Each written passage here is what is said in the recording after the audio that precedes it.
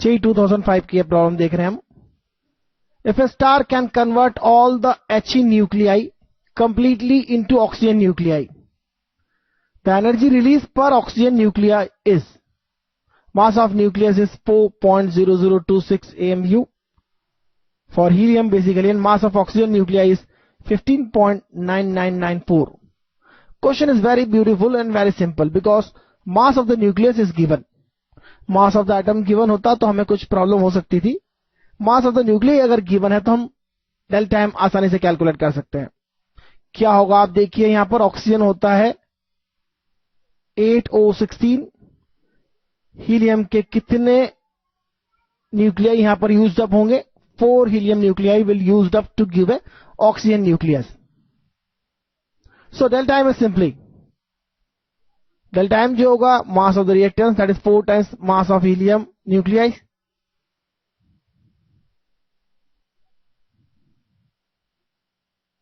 minus mass of oxygen nuclei, that is 8O16. This is the symbol of nuclei. तो delta M calculate अगर हम कर लेते हैं तो बड़ी आसानी से देख सकते हैं। डेल्टा एम हो जाएगा 4 इंटू 4.0026 माइनस ओ का मास जो है, न्यूक्लियस का मास गिवन है 15.994। एटॉमिक मास गिवन होता है तो हमें इलेक्ट्रॉन का मास का एडजस्टेंट करना होता है, लेकिन एटॉमिक मास गिवन नहीं है, यहां पर सीधे न्यूक्लियाई मास गिवन है, तो बड़ा आसान हो गया हमारे लिए। इसे कैलकुलेट करने के बाद आपको क्या मिलेगा?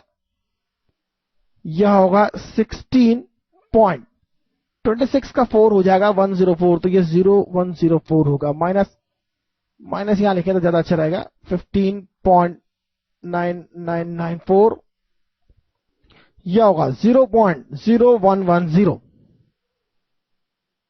Atomic mass unit.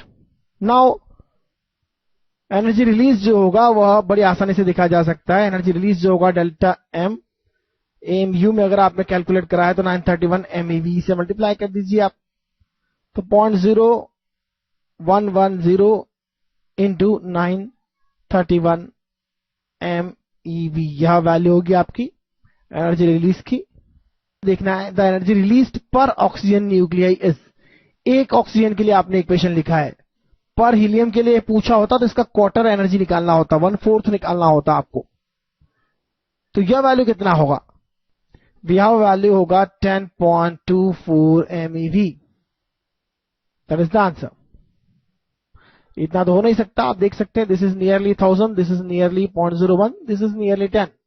यह नहीं होगा, यह बिल्कुल नहीं होगा। तो कैलकुलेशन आप चाहे तो कर सकते हैं, कोई बड़ी बात नहीं है।